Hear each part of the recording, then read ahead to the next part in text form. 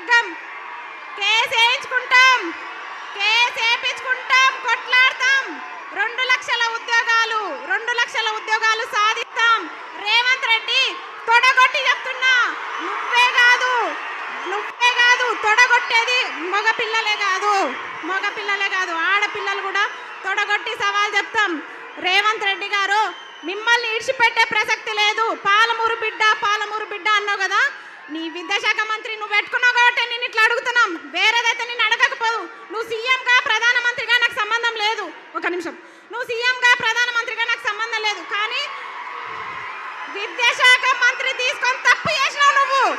విద్యాశాఖ మంత్రి ఇగో ఈ మేడం ఉంది, సబితమ్మ ఉంది, విద్యాశాఖ మంత్రి ఉంది. నీ అడ్డమైన జీవాలు వచ్చినాయా? ఎన్ని జీవాలు తెచ్చినావు రా చెత్తమ్మకమోడ? చెప్పు, ఎన్ని జీవాలు తెచ్చినావు? జీవో నంబర్ 4 అంట. నన్ను మంచిగా లెక్చరర్ కానీరా అంటే నన్ను తీసుకొచ్చి కొట్లాటలో పడేసిర్రు. నేను ప్రశాంతంగా టీచర్ అయ్యేదాన్ని, కానీ నన్ను తీసుకొచ్చి కొట్లాటలో పడేసిరుగా. భరించండి, నన్ను భరించాలి మీరు. ఎందుకంటే నేను చెప్తున్నా కదా, మీరు కూడా విద్యాశాఖ మంత్రి కదా, అప్పుడు మేడం ఉన్నప్పుడు కొత్త జీవాలు పుట్టుకొచ్చినాయా అనుకుందాం. నువ్వేం చేస్తున్నావు?